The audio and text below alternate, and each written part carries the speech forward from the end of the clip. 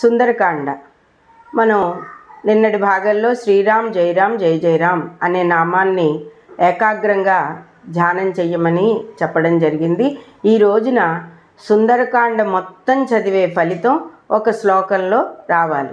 అది మీరు ఎన్నిసార్లు అయితే చదువుకోగలరో అన్నిసార్లు కూడా మీరు ఓపికగా స్పష్టంగా తప్పులు లేకుండా చదివినట్లయితే సుందరకాండ యొక్క పూర్తి అనుగ్రహం మీకు లభిస్తుంది.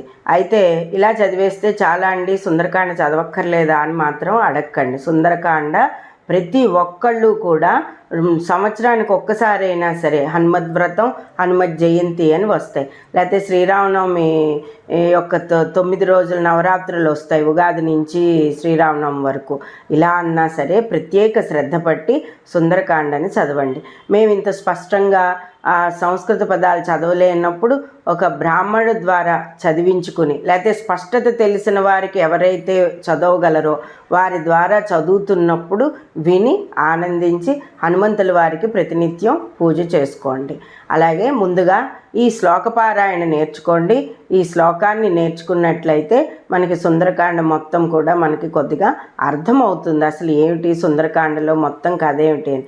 అందరికీ తెలిసిందేమిటి, ఆంజనేయ స్వామి సీతాదేవిని లంకకు వెతకడానికి వెళతారు. వెళ్ళినప్పుడు అక్కడ రావణాసురుడి యొక్క భవనాలు అన్నింటినీ చూస్తారు. రావణాసురుడితో కలహించి మొత్తం లంకనంతటిని కాల్చివేస్తాడు. సీతాదేవి జాడ కనిపెట్టి రాముల వారికి చెప్తాడు. ఇంతే 4 ముక్కలు నాకు చెప్తూ ఉంటారండి. మంచిదే, చిన్న అవగాహన బాగానే ఉంది, కానీ చదువుతునే కొలది ఆవిడ పడిన కష్టం ఏమిటి, ఏ ధర్మాన్ని పాటించారు అని హనుమంతుడు తను వెళ్ళిన పని ఏమిటో, తన లక్ష్య సాధన ఏమిటో అన్నది మనకి తెలుస్తుంది.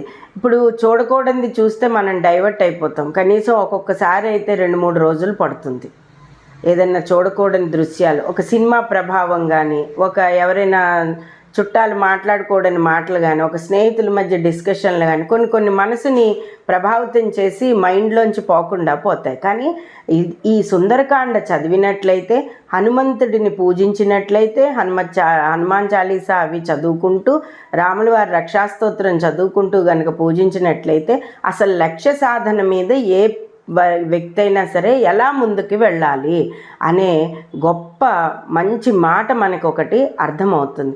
మన ప్రవర్తన కూడా అటు దిశగానే వెళ్తాం. చూడకూడనివెన్నో చూశారు, వినకూడనివెన్నో విన్నారు, ఎంత బాధపడ్డారో సీతమ్మదేవి కష్టాలను చూసి. కానీ ఆయన లక్ష్యం ఏమిటి, అక్కడ రాముల వారికి సీత జాడ కనిపెట్టి చెప్పి మళ్ళీ రాముల వారిని తీసుకుని లంక మీదకి తీసుకుని వచ్చి అమ్మవారిని తీసుకువెళ్ళాలి.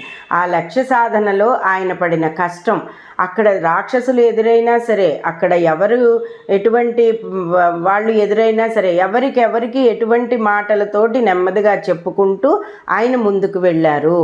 ఆ పని చేసిన విధానం, తీరు, ఇవన్నీ కూడా ప్రతి వ్యక్తి కూడా వ్యక్తిత్వ వికాసానికి ఉపయోగపడేటట్టుగా ఉండే అతి గొప్పదైన గ్రంథము సుందరకాండ. ఒక మహాగ్రంథంలో ఇది గ్రంథముగా చెప్పబడుతున్నది. ఈ శ్లోకాన్ని అందరూ పారాయణ చేయండి. ఇది డిస్క్రిప్షన్లోనూ స్క్రీన్ మీద కూడా మా ఛానల్ వారు మీకు అందిస్తారు. ప్రతినిత్యం కూడా పిల్లల చేత కూడా చెప్పించండి. కాలేజీలకు వెళ్ళేటప్పుడు, ఆఫీసులకు వెళ్ళేటప్పుడు కూడా ఒక్కసారి మీరు ఇది చదువుకున్నట్లయితే మీకు అంతా శుభం జరుగుతుంది. ధృత్యా సాగర లంఘనం హనుమతో లంకామదోస్తారణం తత్రాశోకవనే చ మార్గణ మద శ్రీజానకీ దర్శనం రామక్షేమ నివేదనం వనతరు ప్రధ్వంసనం సంయుగే రక్షస్సంహననం పురీ ప్రదహనం రామాయణే సుందరం. ధృత్యా సాగర లంఘనం హనుమతో లంకామదోస్తారణం తత్రాశోకవనే చ మార్గణ మద శ్రీజానకీ దర్శనం రామక్షేమ నివేదనం వనతరు ప్రధ్వంసనం సంయుగే రక్షస్సంహననం పురీ ప్రదహనం రామాయణే సుందరం. ఈ ఏకశ్లోక సుందరకాండ ప్రతినిత్యం పారాయణ చేయడం వలన హనుమంతుడి యొక్క అనుగ్రహం, రామ లక్ష్మణుల యొక్క అనుగ్రహం సీతా సమేతంగా కలిగి వారందరూ కూడా సుఖ సంతోషాలతో ఉంటారు.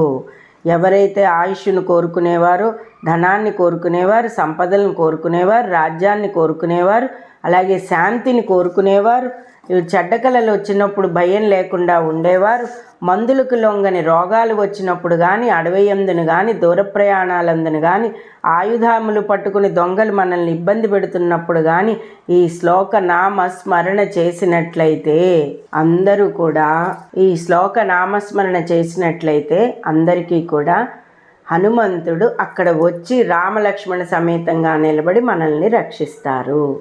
ఇది ఈ శ్లోకం అందరూ నేర్చుకోండి. రేపటి భాగంలో మరిన్ని శ్లోకాలతో మీ ముందుంటాను. అంతవరకు స్వస్తి.